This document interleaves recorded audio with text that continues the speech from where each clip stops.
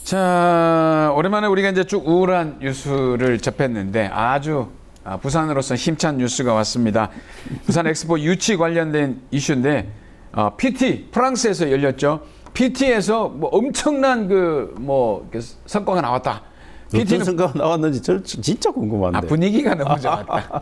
싸이도 지금 막 가고 이렇게 최태원 회장도 가고. 저는 뭐 대통령이 정말 거기까지 직접 가서 부산시장이 하면 되고 뭐 정 안 되면 국무총리 정도 하면 될 일을 스스로 했다. 이건 높이 살만합니다. 우리 부산 시민의 입장에서는 감사하죠. 감사한데 그 적절성에 문제도 있는 거고, 물론 이탈리아 같은 경우에도 뭐 총리가 막 이렇게 열심히 돌아다니고 이런 것들이 있긴 하지만 뭐 빈살만 같은 경우는 안 하잖아요. 그죠? 사우디 안 하는 거고 오기는 했는데 안 했죠. 안 하죠. 그런 이제 어떤 형식의 문제들도 조금은 있는 건데, 어쨌든 뭐 저는 부산 시민의 입장에서는 감사하다라고 말씀을 드릴 수 있는데, 그 내용으로 보면 저는 그 내용에 어떤 알맹이가 있나 하는 고민들이 좀 있습니다. 원래 이제 PT를 해가지고 좀 괜찮으면 표를 던지는 쪽에서 조금 마음을 바꿀 가능성이 있지 않습니까? 이번에 이제 5차 PT가 남아 있긴 합니다. 5차 PT는 그러니까 이제 그야말로 11월 투표를 앞두고 있기 때문에 그건 거의 효과가 없고, 그래서 4차 PT에 올인할 수밖에 없었던 건데, 뭐 대통령으로서는 이제 본인이 가지고 있는 어떤 열심을 보여줄 수 있는 좋은 기회였다고 생각해 보시면은 빈살만을 와가지고 PT에 초점 안 맞췄어요. 일주일 동안 열심히 사람 만나고 다닌 거죠. 그렇죠. 그러니까 그게 표입니다. 뒤에서 표를 만들어야 되는데 앞에서 보여지는 것 쪽에서 너무 이제 집중하지 않았나라는 어떤 비판도 충분히 가능하지 않을까 하는 생각이 듭니다. 사실은 중국을 설득했으면 됐죠. 중국을 설득했으면 100% 된다고 봅니다. 그런데 중국을 버렸잖아요. 그러면 미국과 일본한테 우리가 올인 다 했습니다. 인도태평양 전략을 다 받아들이면서 미중일 삼각구도 안에 들어갔어요. 그러면 미국과 일본이 적어도 우리한테 그런 배려는 해야 되는 거죠. 국제적으로 우리가 중요한 이 국제기구 행사 유치할 수 있게 도움을 줘야죠. 주고 있습니까? 어쨌든 결과는 11월 말 12월. 네, 11월 중에 이루어집니다. 한번 보겠습니다. 자, 그리고 이제 부산에 또 다른 이슈인데, 동남권, 그러니까 부울경이겠죠. 동남권의 GRDP가 전국에서 차지하는 비율이 14% 이하로 떨어졌습니다. GRDP가 일단 뭔지부터 설명 좀 해주죠. 지역 내 주민 총생산이죠. 우리가 GDP가는 국가 전체로, GRDP는 이제 이 지역마다를 쪼개서 하는 거죠. 지역 단위가. 지역 총생산이 계속해서 떨어지면서 이제는 14%. 인구가 차지하는 비율보다 훨씬 밑바닥으로 떨어지고 있다. 떨어지고 있고, 한마디로 저는 예컨대 우리가 지난 1945년 이후에 우리가 급속한 경제 성장 이루면서 만들었던 우리 대한민국의 굉장히 중요한 심장 하나가 거의 멎어가고 있다. 뭐 그렇게 보시면 될 겁니다. 수도권 하잖아요. 서울, 인천, 경기. 그래서 서울, 인천, 경기만 저리 하니까 나머지는 뭐냐, 계속 침체되고 있다는데, 얼마 전에 언론이 보도했습니다.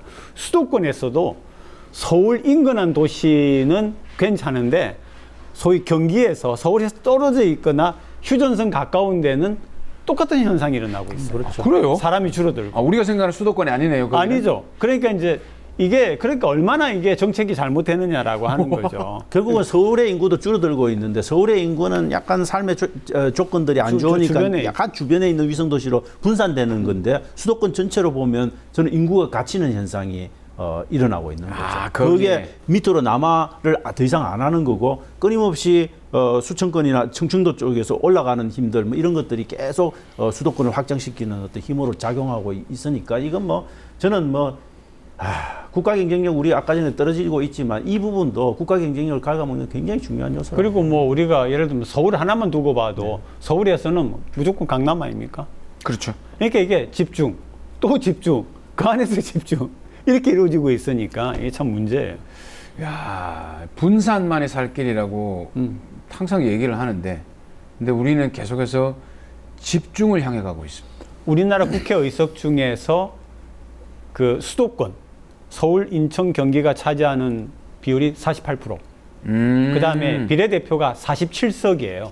근데 비례대표로 뽑힌 사람들의 대개 배경은 수도권이거든요. 그렇죠. 그러면은 절반 이상이 확실하게 수도권인데, 법이라든지 예산의 집행이 어떻게 되겠습니까? 그러니까 우리가 정부에서나 또는 전문가들이 이 지역의 소멸은 대한민국의 소멸이다라고 말만 하지만은 실질적으로 법과 예산을 만드는 이 국회 자체의 구성이 그렇게 돼 있기 때문에 구호에 불과하죠. 계속해서 어떤 주요 행정기관이라든지 금융기관이 이전을 하면서 생산성을 높일 수 있는 방향으로 가야 되는데 그 방향하고는 반대 방향으로 가고 있다라고 보는 게 좀 더 답답하네요. 많이 답답하죠. 많이 답답하고 저는 뭐 산업은행 뭐 노조에서 이야기하는 부산은 못 간다라고 이야기하는 여러 가지 이유들, 그죠? 그게 결국은 그런 거잖아요. 수도권에 집중되어 있고 집적되어 있어서 그 집적 효과를 누리기 위해서는 우리 여기 있어야 된다라고 이야기를 하는 거고 우리 거기 가서는 못 산다는 이야기잖아요. 그런데. 저는 기본적으로 그래서 바로 그 이유 때문에 산업은행이 부산 와야 된다. 왜 여기가 못 사는 도시냐? 그렇죠. 충분히 살 수 있는 도시다. 실제로 서울에 살고 있는 사람들에게 물어보면은요. 첫째는 교육 문제가 있고, 두 번째로는 누리고 사는 생활 문화권이 있고, 서울에 있다가 부산 와보면은 그분들 눈에는 없다는 거죠. 그게 얼마나 그러니까. 인구 비례로 보면 그냥 3분의 1 정도 되는, 3분의 1 이상은 되는 거죠.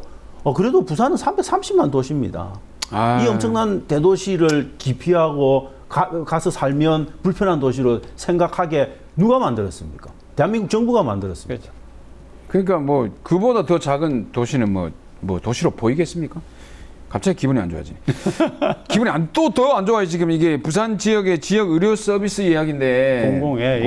이게 부산의 응급 의료 시설 인원 부족이 심각합니다. 네. 그러니까 이제 권역별 응급센터가 있지 않습니까? 이제 부산대학교 병원 하나가 지정돼 있고 병원이 지금 이제 준비를 하고 있는데 준비가 아직 안 돼 있으니까 이 응급 의료가 계속해서 부산에서 뭔가 해결한대.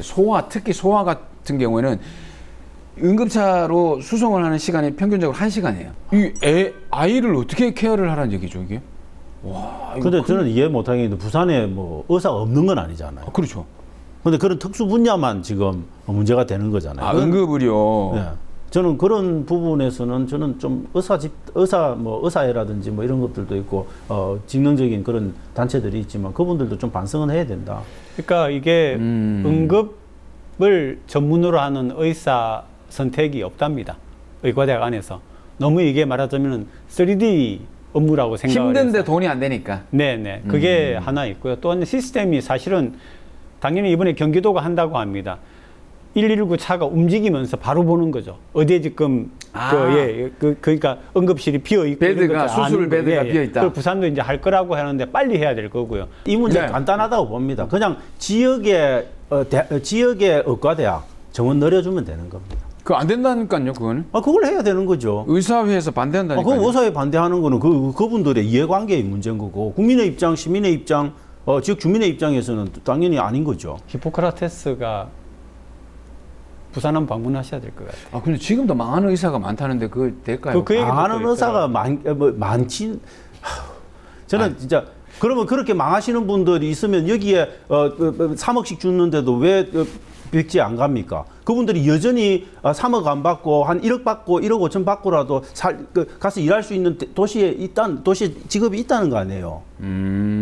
아직 덜 급한 거죠, 이분들. 솔직히 말해서 경쟁이 치열하고 이러면 소아과라고 돈 안 된다고 왜 안 합니까? 먹고 살기 위해서 해야죠.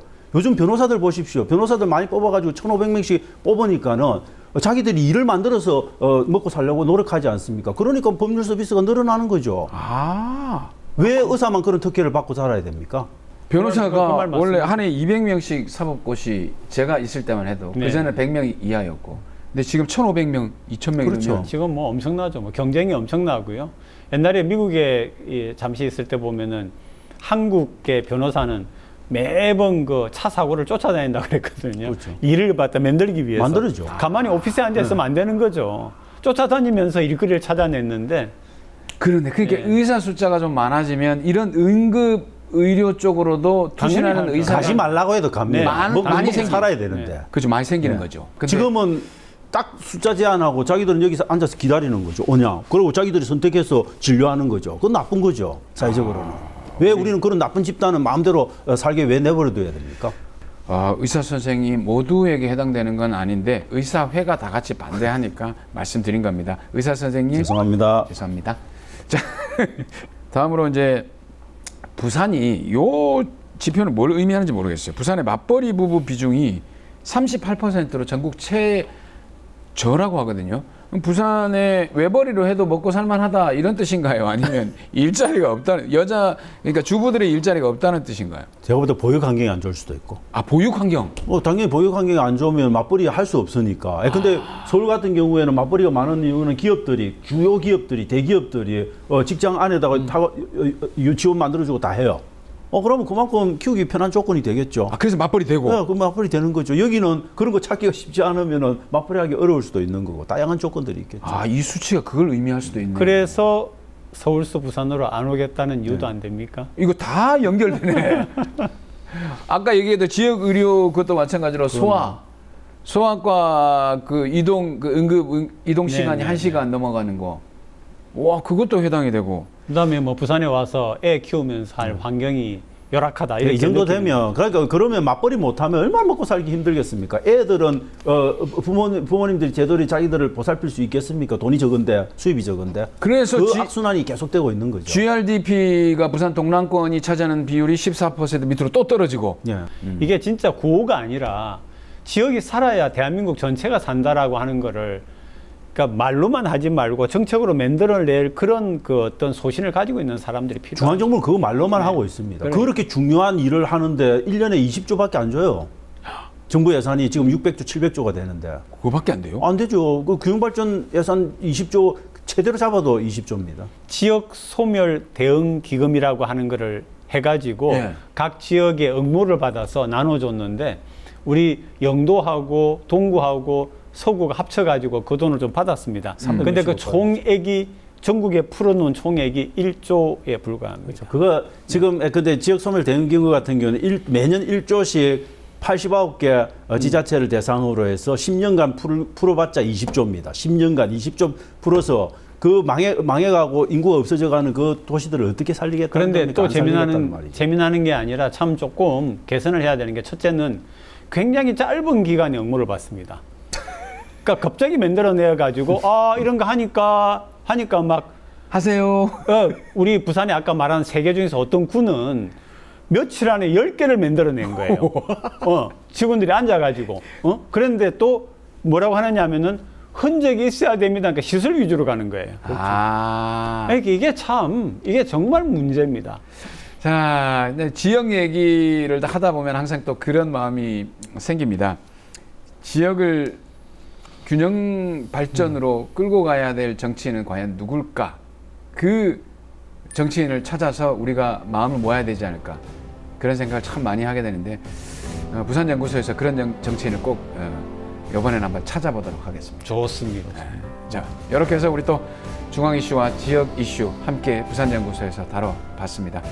여러분, 저희는 다음 시간에도 계속해서 이런 얘기들을 나누어 갈 겁니다. 여러분들 부산연구소 쭉 지켜봐 주시기 바랍니다. 고맙습니다. 네, 고맙습니다.